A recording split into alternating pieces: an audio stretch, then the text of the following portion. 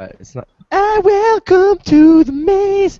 We're gonna bring you solutions every episode.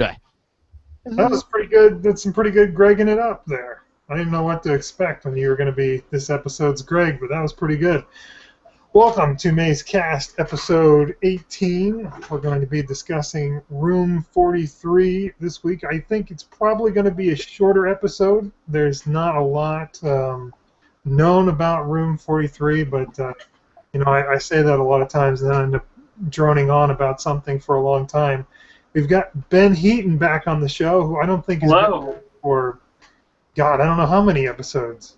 Like 10, maybe? It's been a lot. Yeah. He's been out there thinking hard about the maze. Yeah, I've got some ideas here. Yeah. And, I'll save them for after the intros. We've got Clue Master Alex here, known as the Master of Room 17. The master of numbers and letters. and Clue Master Barry. Thank you. That's I guess that's me. I guess I'm addressing everybody as Clue Master now. I'm just devaluing the title. Fair enough. You pointedly did not address me as Clue Master, I noticed. You gotta earn your place, buddy. You can't just walk out the Clue door and then come back in and think you're going to be the Clue Master. Alright, well, give me a moment to find some arrows hidden in room 43. Then don't forget to look for needles and eyes. Okay, room 43. I should mention my camera is not functioning tonight. Not sure what's going on there, but I think it'll be okay. I'm gonna go switch over to screen share here in a minute. Yeah, there we go. And we can take a look at the screen sharing. No, I didn't. I shouldn't have said there we go because I wasn't there yet. Now do you see the screen share? Yeah, now I see it. Oh, That looks like room 43. Yeah, and I should also focus the camera on me so it doesn't move around when I'm... Yeah. Okay, so here we got room 43. And room 43 is a room on the Abyss that's rated as 3 stars, partially completed, or is that mostly? I don't remember what the 3 star is called, but 3 out of 5 stars. But there's only one partial solution on there, and White Raven has stated on there he's only aware of one puzzle in this room. And so whatever the solution is that he's got, it integrates all the signs and the words that you see in there, and then there's some element in addition to that needs to be added into it. I don't know whether everything in the room really is united behind one riddle, because we don't really know what's going on in this room yet. We know very little about what's going on. Well, we know some things. It's been known for a long, or it's been noted for a long time. Part is the word trap spelled backwards, and peak is the word keep spelled backwards. And on the Abyss, it states that the phrase keep yourself is part of whatever is being clued by this room. And we don't have the full, whatever the solution is yet, so it's hard to evaluate. I have no clue whether that's going to be right or not. It seems a little strange to me as a phrase to say keep yourself. But I guess, I'm not, completely putting my faith behind that being the correct phrasing in this room. This room, kind of like room 22 for a while, is kind of maddening in that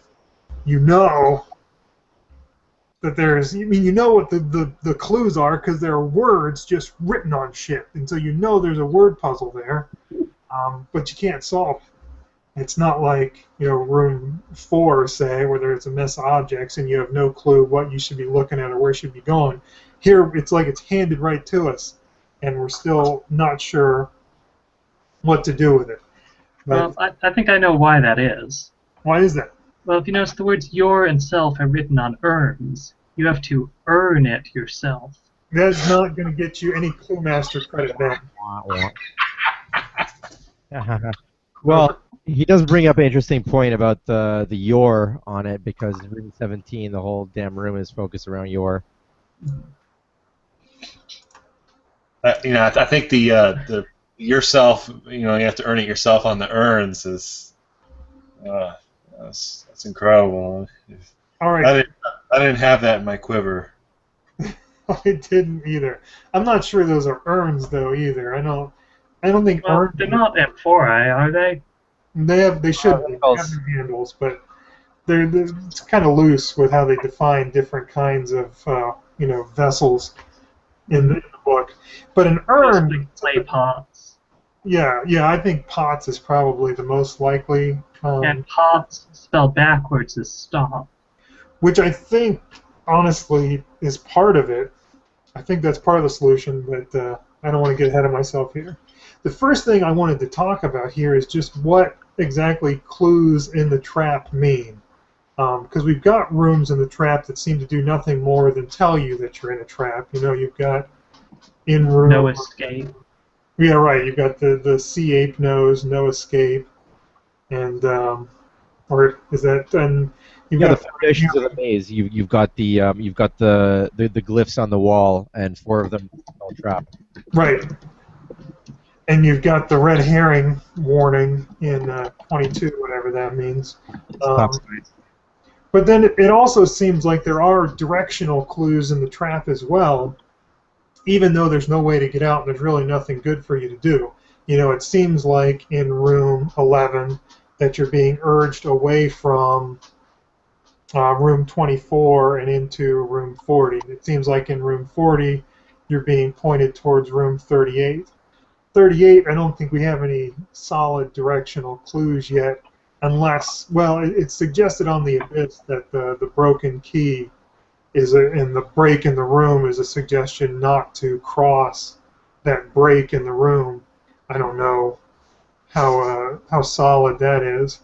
But then at the far end of the trap, we've got rooms 43 and 22, which are as far as you can get from room 24 in the trap. And so the question is, what are you supposed to do when you get here? It doesn't seem to direct you back towards the trap. It could potentially direct you just around in a circle in these 3 rooms in 38, 22, and 43. But it's not clear that it does either one of those things. And the pots, taking the word pots backwards, which I think is kind of a sensible direction to take because you've got trap spelled backwards and keep spelled backwards. If you take pots and spell backwards, it's stop. I kind of Earn is run. well, not backwards, but mixed up. But I'm saying even if you construe it as either word, there's still some kind of like a warning involved in the anagrams of the word. Well, but what I'm getting at is I wonder if what the book is saying is essentially just stop in these 2 rooms. Like this is as far like your option is you can just sit in these 2 rooms forever, or you can head into the abyss and sit there. What about the whole theory of the like all clues that are left over have something to do with the god? Like in terms of we've never figured out what the etching the sort of stone carvings are in what is it the ape room, was it 38? Yeah. Yeah, 38. Like we've never discovered that, and like it doesn't seem to have anything to do with the trap, but it's just like an extraneous clue. And then you've got the Bacchus sort of guy in 43. Anyway, keep going. Well, yeah, I mean, there certainly could be more guide clues in the trap. Number 6 seems pretty heavy on guide clues.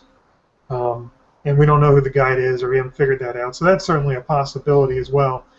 But when you take 43 and 22, which I think they're certainly similarly situated in the trap, because if you map the trap out as a key, then 24 is on the far end of the key. They're as far as you can get from it, but they're equal distant from it. They're right next to each other, and they both seem to have this indication of stopping. In 22, you've got the octagon, and you've got some much more explicit references in the text to the idea that they could sit down and take a rest and wait for a while, but that they're too impatient, so they keep going. It certainly seems to be referencing a stop sign. And then here, in kind of the sister room, you've got these clues to reading things backwards, and you've got these pots that could suggest stop. And really, maybe it's taking it the parameters of the maze too literally, but essentially, if you're in this situation, those are your options. You can hang out in the trap forever, staying away from room 24, or you can go land in 24. Yeah, they both look like parlors, like entryways, into houses, big houses. I would Yeah. say 22 does seem like a better place to hang out. At least you can sit down there. Yeah. Um, but I wonder whether whatever message we're looking for, I wonder whether it's going to have something to that effect. Um, but I certainly expect that there's some way to unify these things to be a warning about the trap. Although, I mean, the words trap and keep separately and by themselves are an indication of confinement, certainly, if you take the word keep to be as in a castle keep, a prison. Yeah, well, there's a part of the maze that we call the trap, but that's unofficial terminology. It doesn't Right. necessarily fit with what Manson is calling the trap here. It could be there's a section of the maze that he considers to be the keep. I mean, that could maybe he thinks of everything except 24 is the keep, and then 24 is the trap, or maybe the keep is the rear end of the key, and the trap is the head of the key, where you can actually land in 24. Yeah, it's kind of hard to tell what Yeah. he might have in mind there. I don't know if I could say the trap isn't official terminology, because he does use it in like 3 rooms explicitly in letters. Like maybe he's just using it as a term. You're right. It doesn't. Does it fit with like what we call the trap, though? Well, I'm just saying in terms of like, I think the path is an official term because he says path in a few of the rooms, and then trap is as well. The only one that's not is loop, because there's no indication to loop. Like there's no reference to it. Well, path is a term used in the maze, but it's not used in the way we use it to mean Right, we use it to mean some other rooms thrown in as well. well, even the 16-step path. I mean, it's used more broadly than that. If you go to the directions, it says clues in a series of rooms may relate to one another and may indicate a path. It seems like the word path is used more generally there. It doesn't refer to a specific path. The 16-step path isn't referred to as the path. And Alex is right. There are multiple indications of trap, and it's not clearly saying that the series of rooms taken together is called the trap, but it does suggest that it's not just one side or the other of the break, and it's not just room 24. Although it still could be. It still could just be room 24. They're just multiple. Just be reading into it way too much, and it's just he used trap a few times, and we extrapolated on it. We're just trying to get the terminology right, man. We're just trying to be clue masters. Clue mastering is important. Something interesting I noticed here between, I think I wrote this down wrong. I wrote it down between 22 and 43. But that's not what I meant. I think I meant room 2 and 43. Yep, that's what I meant. If you look at room 2 and then look at room 43, there's some interesting parallels in their doorways to 22. They both have a central doorway leading to 22, and they both have sort of a suggestion of a theater entrance. Yeah. From 43, you've got sort of these curtains leading into it, and even the horn itself sticking out there, or whatever it is, could be suggestive of an orchestra pit or something like that. And then in 2, you've got that same central entrance to 22, and those backdrops there that are either clouds or bushes or whatever, but they're certainly suggestive of dramatic scenery. Yeah, the cross hatching in 43, the cross hatching as soon as you pass the doorway is different from the planks in 43. Yeah, you're right. Oh, yeah. That's not really the case with any of the even the unmarked doorways on the side. You can still see the planks. And it's also true in both rooms that if you count the boards from side to side, you get 22. Although, don't get too excited about that. You have to count them differently. In 2, you have to count the boards that run in the doorway. In 43, you have to count from wall to wall. So as lame as that was, it's even lamer. I don't know. If they were counted the same way, that wouldn't sound lame. Yeah, that's true. It would sound like something, although what that would mean, who knows, because you certainly shouldn't go through the door to 22 in room 2.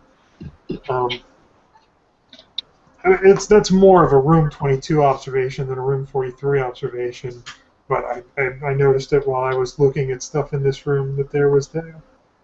Of course, in room 5, there's another entrance to room 22, which has the poster of the tower on it.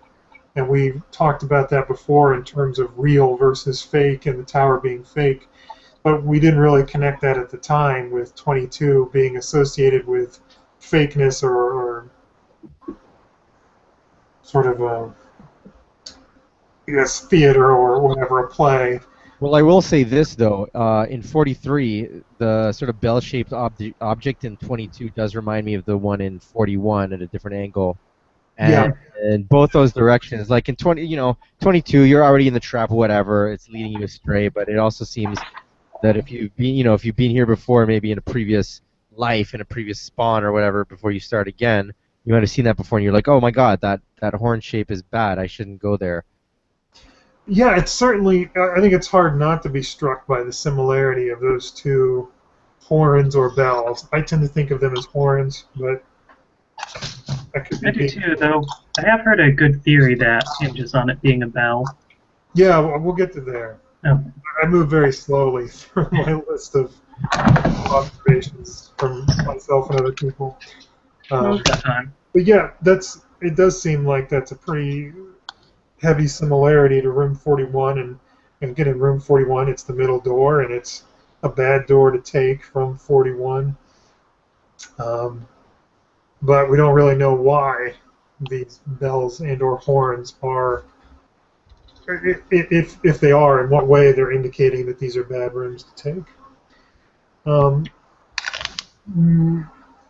Yeah, horns are a different story. There's horns in the Beethoven room. Which one is that? 22? Okay. No, 33. 33.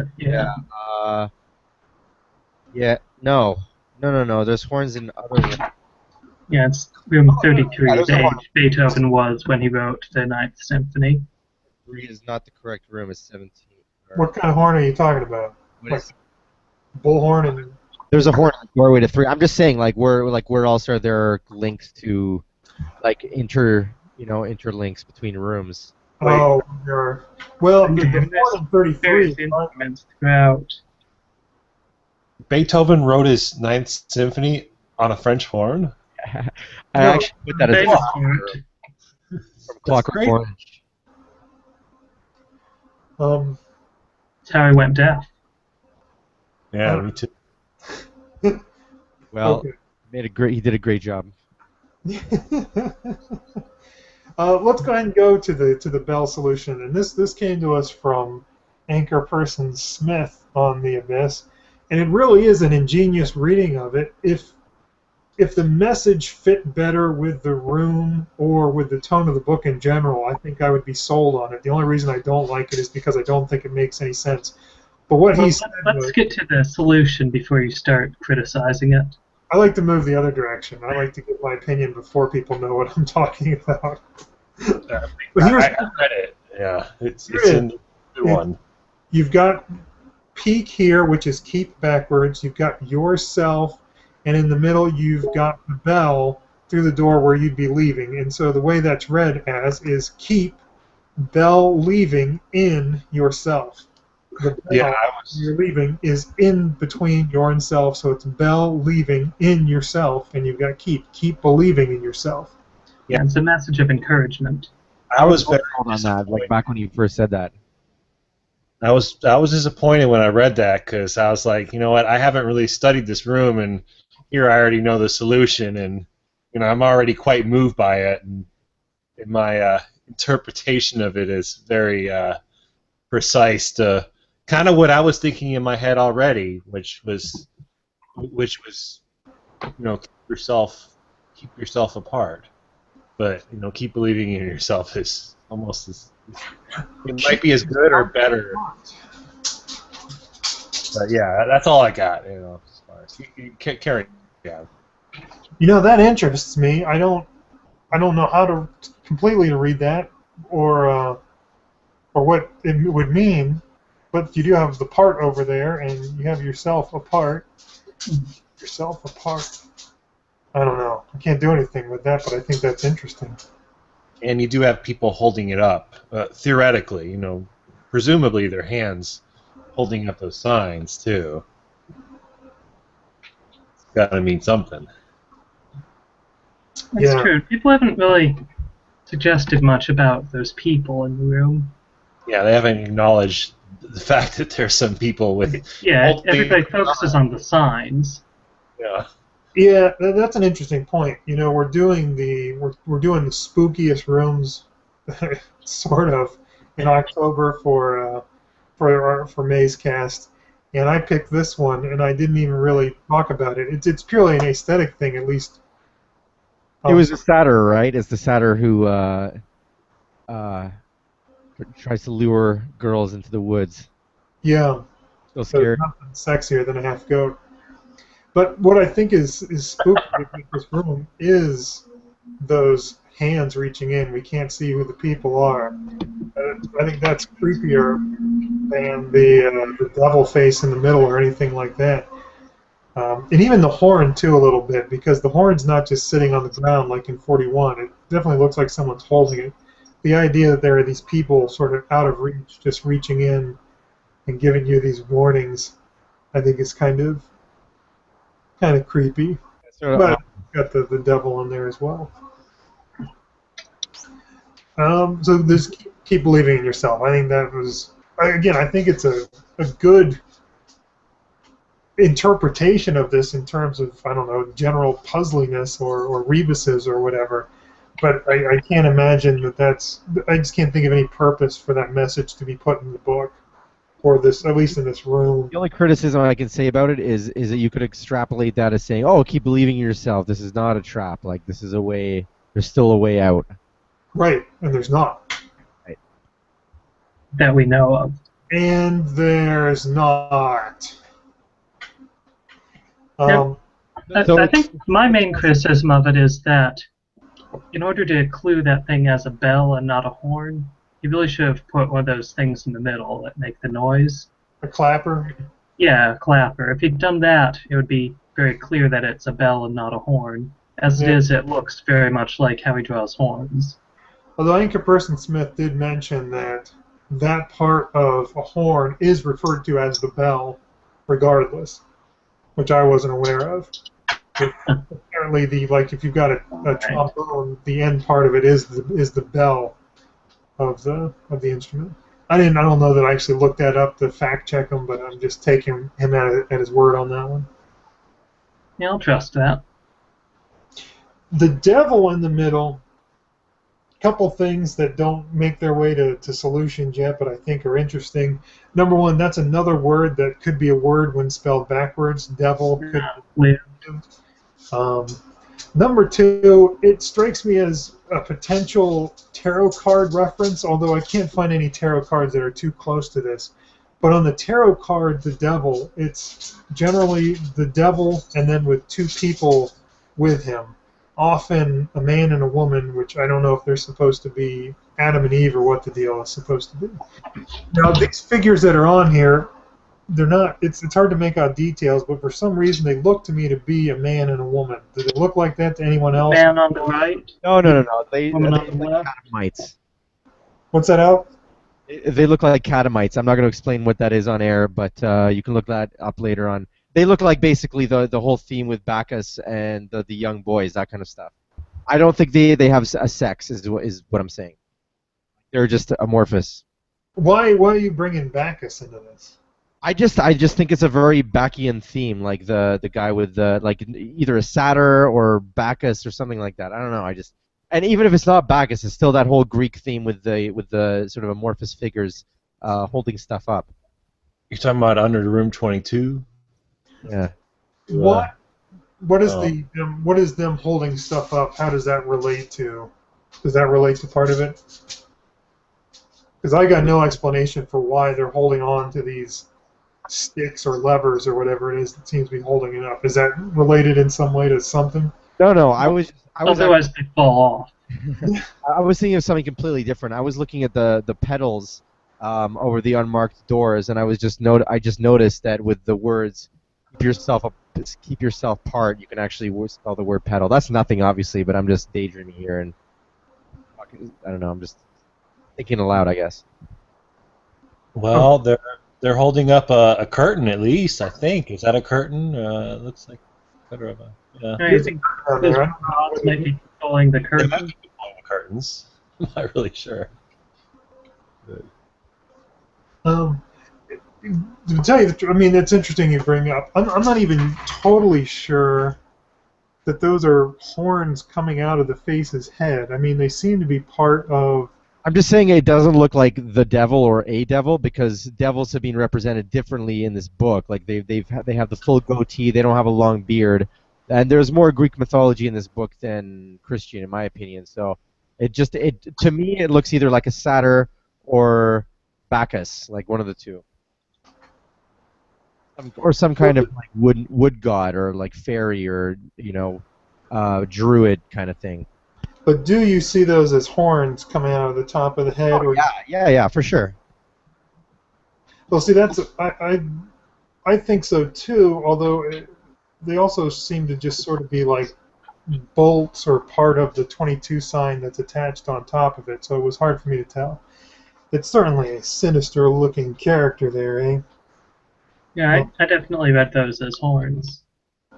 And even the 22s that are on top there, those are oddly written 22s, and they're not remotely symmetrical. I mean, not mirror images, but they're not written the same way either. They look to me almost like they're curved to match the curvature of the face's skull, and then sort of pop out like horns. I don't know whether that means anything or not, but the 22 is certainly drawn in an odd way. Well, it looks to me like maybe the number 22 was written on just a rectangular piece of cloth, and then it's been distorted and warped into this shape, like bunched together at the bottom. Although it doesn't have any visible creases, that's a problem with that. Well, I would tend to agree with Ben more, just because like we've discussed other rooms and their weird shaped numbers to the door, but it's really never led to anything in the past. I don't think it does now. Okay. That's just my opinion. I think anything else that I've got to discuss is kind of tied heavily to the text, so I'm going to start going line by line through the text. Did anyone have anything they wanted to point out about just the picture at this point before we start getting into the text? Well, I kind of concur with the 22 being written strangely as far as the description goes of the way he writes numbers, because it's different. But we're also in room 43, and he's near the end, so you may just want to deviate a little bit. I don't know if that has anything to do with the storyline of the maze rooms, but maybe, assuming he actually went through, he authored the book in page order. He started. Yeah. What are the odds? I was assuming that, like any mystery writer, he started with room 45 and worked his way backwards. Oh, the tortoise did it. I guess he did it. All right, I'm going to start going through the text then. Not much text in this room. We'll get through this. So it starts. Is that good or bad? Not well. It was predictably enough. It's bad. Now, okay, we've got a great hall dominated by the entrance to room 22. The phrase Great Hall is interesting in that it also occurs in room 4, where they're referred to as the Great Hall of many doors, and then this is a Great Hall. I don't know whether there's supposed to be some connection between those rooms or whether he just maybe inadvertently used the same phrasing in regard to both of them. I don't know. Room 4 is more like a great hall, I think. Yeah, I mean this one has a lot of doors, but Well, it also contains the word 8 in great. it contains what, the word eight? That's a good. I mean it does. Well, when you say it, yeah. Eight, you know, dominated by the entrance to room 22. And the other thing that's notable there is it actually mentions the room number, room 22, which is not that rare in the book, but it's unusual. You don't usually get room numbers mentioned in the text like that. I think in 30 it's mentioned the rooms explicitly. Yeah. Um, the face over the door had a sly look. Now, one interesting thing about this mention of the face over the door is that if you look at the designs, and I hope my mouse movement can in some way be seen on this when I'm talking and my screen's highlighted, but if not, you can still see. There are a lot of designs on the side walls that look like faces. Um, I mean, in between the columns, in between the doors, you've got what looks like kind of a clown facey type thing with a round circular nose and then a frown on the bottom and two Yeah, eyes on the for side. sure. I see them And now. on top, you've got the two eyes and sort of a button nose in the middle, but then a big grin. And that stuff is over every one of the doors. And the face that we presume that they're talking about, the devil's face or Bacchus's face, whatever, the horned face, is actually above both of the doors leading out of this room because it's straight above the door to 22, and then right below that is the door to 38. So in a sense, it's like every door has a face over it, and the speaking of the face having a sly, the face over the door having a sly look, could refer to any one of the doors. Although most naturally you would read it as referring to room 22. I think in other rooms we've seen that reference are not always what they appear to be. Other thing I would note about that, and I don't think I'm the first person to say it, although I'm not sure who was, but the phrase sly look in itself could be synonymous with peak. If you use sly to mean not like clever but surreptitious, you know, like when you do something on the sly, a sly look, it does seem to connect with peak. Well, the other thing I just noticed too was if you were to construe all the shapes in front of the other doors as faces, they all seem to be smiling. Like they all, like the mouth part of them are all smiling. So the only one that is sort of sly looking is the 22 one. I guess I don't know. Other than them saying that it's sly looking, I have no clue why you would describe that face as sly looking. You know, It looks kind of sly. Got I, like a knowing grin of smirking at you. I accept that that's the way he described it, but I wouldn't have interpreted it that way. I guess I can't read much in the features of that face. Like, you'd assume it's kind and benevolent and all. No, but sly doesn't mean like evil. Sly means like It's not necessarily evil, but it is smirking. Hey, the letters for sly are in the words in the picture. hmm. Yeah. So So our if we face take out those letters, yeah. what's left? Yeah, what's left after we take away sly face? EF. Peak, hour, Oh, there's no C. F, heart.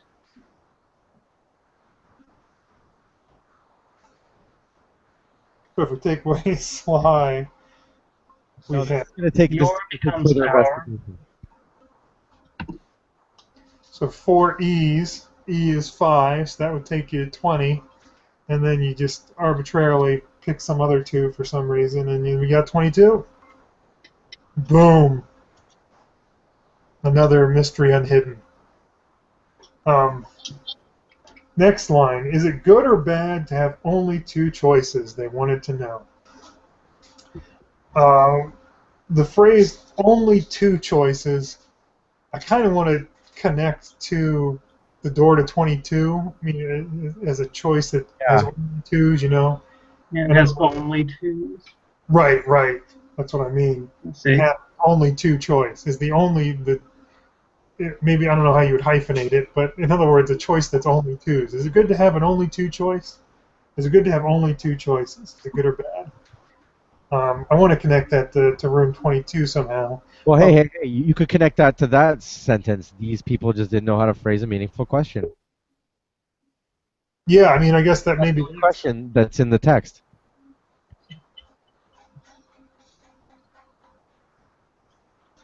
Um, Maybe that's the question that you have to rephrase: is it good or bad to have two only choices, or something like that, like you were saying?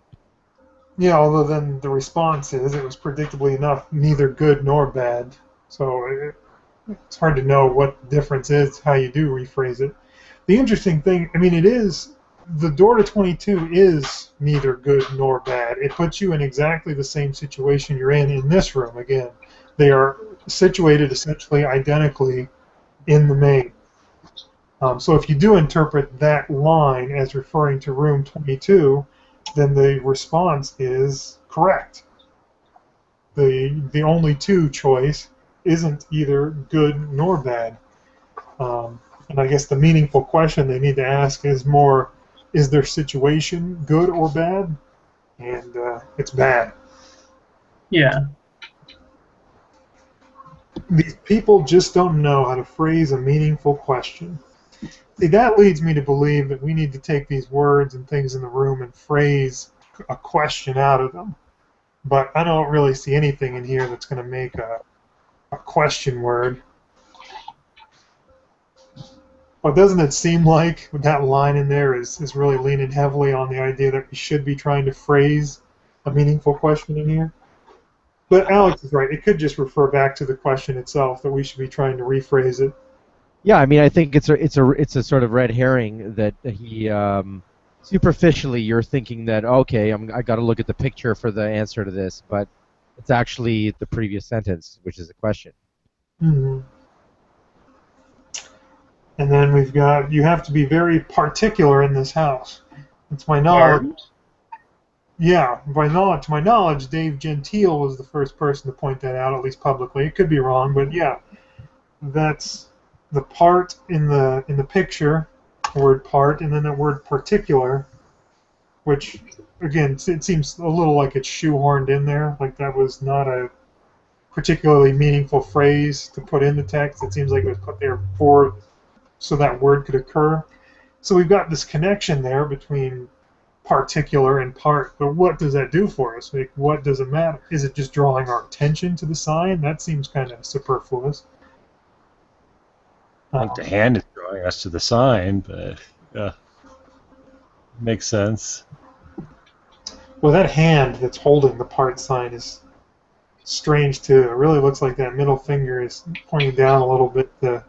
Well, we know what it's telling us. There we go. There's another indication that we're trapped. It's interesting that it's only one hand for that sign and there's two for the other. That's true. That could mean something. Well, maybe the part trap is masculine and the peak keep is feminine. That's what I was thinking. That you got Men only you have got one the hand. you got the 222 that are similar, yet they're opposites, and so I would think that, one's feminine, one's masculine, and you have to decide which one is which. See, the hand holding the part sign, it's a left hand. Left and self have 3 letters in common.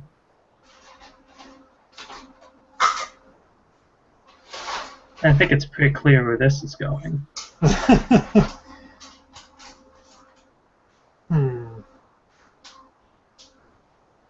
Yeah, I don't know.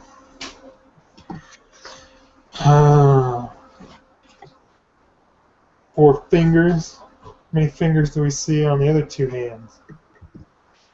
It's hard to tell, because on the right hand, on the peak sign, there could be 3 there, but it might just be 2. It's hard to say. I see 2 and a thumb.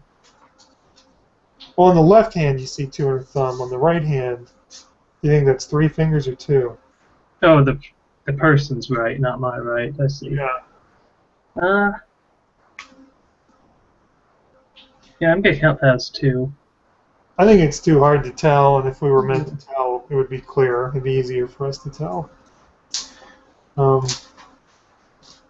Yeah, I didn't really illustrate that quite well. It looks like a spider in my version. Oh, do you have your version? Oh yeah, I've been screen sharing. Yeah, you should check it out. It's nice. Oh, sorry. I didn't, Bring it up to full view for. All right, full view, and I press Control Z. It gives me the original colors. And Vince, you should Yeah. set the focus to it. I did. I've got the focus on. And yeah, that's what I have here, and I was working on it, while the cast was going, and I scanned it, and that's. Oh yeah. Before we get into the meta talk about this thing, I just wanted to say I mentioned this before, but do you guys think that the planks in the floor in 38, the hole, does that look like an E to you? Like an E? It sort of looks like an E, like it forms an E shape. Maybe. Yeah, if you turn it sideways. To me, That does for us, like but a Space Invader, maybe. I was thinking that too. Yeah. I don't know. I It had was the a same space. that it certainly has the look of something pixelated, you know. Like Yeah. just in the sense that he's done this before, where there's been letters like stray letters that you might need to complete a sentence or complete a word or some shit like that, you know. Yeah, I mean, my difficulty with it, where you're seeing the E is at the top of the hole. The bottom, the bottom, closer to the ladder. Oh, Like the At three. the bottom of the page downwards. itself, you're seeing 3 prongs there. but they're not even. No, they're not. You mean the 3 boards that are sticking out from the But I'm bottom? saying they're more even than the top. No, the negative space makes the If you E. look at it sideways, it's pretty even, man. Oh, I see. Well, Pretty damn even. where the lines end is even, but not where they go back to. Well, no, but that's because I don't know if you put something on top of if you just do. I'm whatever. That was just a side thought. I'm just saying that because my interpretation always of the keep yourself part thing was trying to get the letter A, keep yourself apart, and I don't know why. I was sort of instinctually drawn to that, but I could never find an A in this room. So anyway, I'll shut up now. Keep yourself. Yeah, like it doesn't really mean keep yourself. Well, up. there is an A part. There's an, you can use that A and clone it maybe. God damn it, it's just ridiculous. There's words written on stuff. We should be able to solve this. Of all the things in this book, this is something we should be able to do. Well, no, I mean, again, And like of course, all trap rooms have been pretty limited in clues so far from what we've seen. Like, there's not a lot, like, unless we're talking about trying to decipher the identity of the guide or something like that. The actual clues themselves in the trap have been pretty scarce, right? Yeah. Well, at least they've been generally unified behind one message, I think. and remember also that the 4 in 43 can be referred to as an A in leet speak, and even if leet speak wasn't invented back then, obviously you go on a calculator or a typewriter and you'll see the A in there, and and the 3 would be an E. yeah, exactly. So room AE. Yeah, room AE. I didn't even see that, but I'm agreeing with it already, and of course I saw it as you said it, but yeah. I wonder if this is a reference to the movie Titan AE. Well, obviously, if you knew the gent before it happened, or the lady, I'd say, or the last, but either or both. I don't think I've got much else to say about the. I would note that. Oh, sorry. Did you have something on the line of conversation that was already going?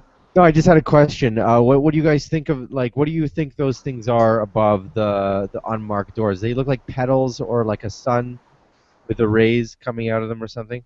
Oh, unmarked doors. They look like spokes on a wheel to me, but it would have to be a pretty uneven wheel. I think they're just Oh, abstract that's a good design. point, though. I never thought of that. That's a good point. I think maybe they're abstract designs that kind of camouflage the faces in the other design parts. Well, if it's below those, like on the column heading parts, those kind of look like crowns.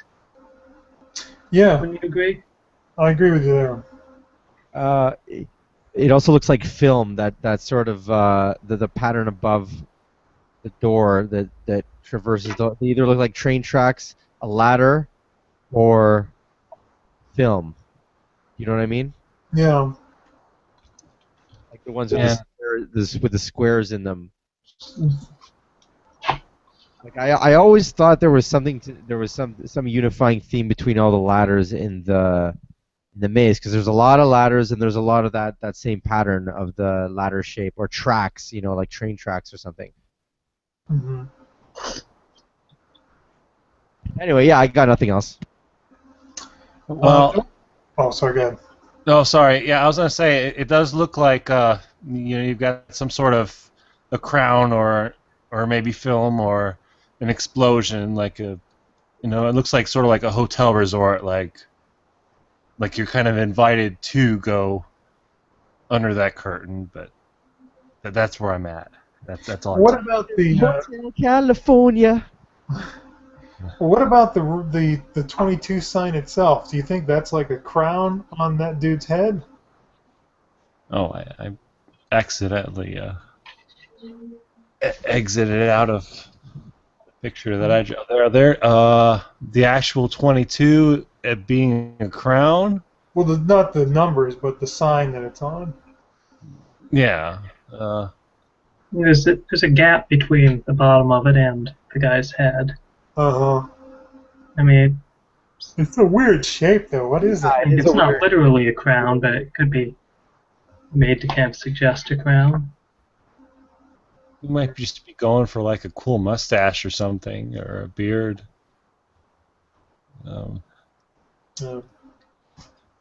Anyway, the one other thing I wanted to say, and it's nothing that I've got, but it's an avenue that maybe could lead to something I want to suggest to people, is that the your self could be meant to suggest other words,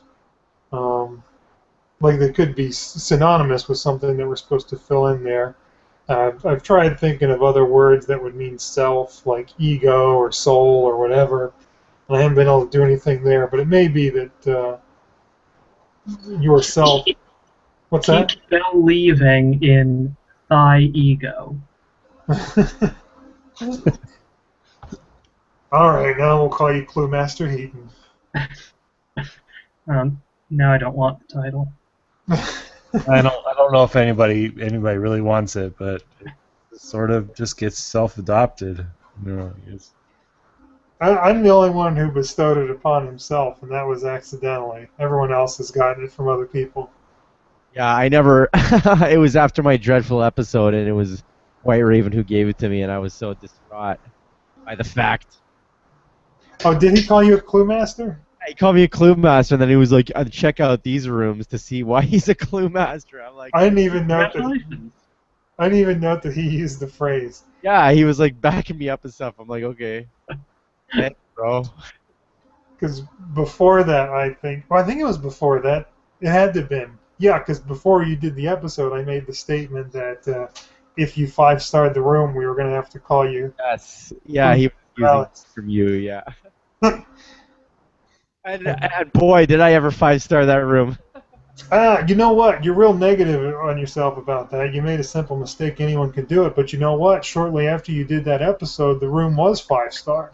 And I think that's more the point of these episodes than walking into these episodes with all the answers is just to get people thinking and talking. It is a good point, and it does promote sort of the race to ensue. Like people get off their asses and get it done after we talk about it because it creates a little bit of a buzz. Yeah, I think we've gotten a lot more points that way from things suggested after the podcast than from things suggested during a podcast. So I wouldn't sweat it too much. I mean, I walked in here, I'm doing this, and I got essentially nothing new to say about it. I think that's okay. I don't think that's... I mean, if we could solve a room just by thinking about it for a week, we'd be close to done with this thing. It's also fully possible that somebody will just trip over this episode and get something new just based on something we've said that we didn't even think about. Yeah, maybe somebody's been watching it and just yelling at their computer about what we couldn't see. You idiots! How did you not see that? Okay, that's all I've got. Anyone have any last statements they'd like to make about Room 43? Not really, but I can play creepy music when we fade out. All right, play creepy music. How are we going to fade out? That's a very good question. Fade out, just whatever. All right, you can play your creepy music. Our next episode, we intend to talk about Room 18, another strong contender for creepiest room in the maze. And that one is going to be headed by Beelzebubble Andrew.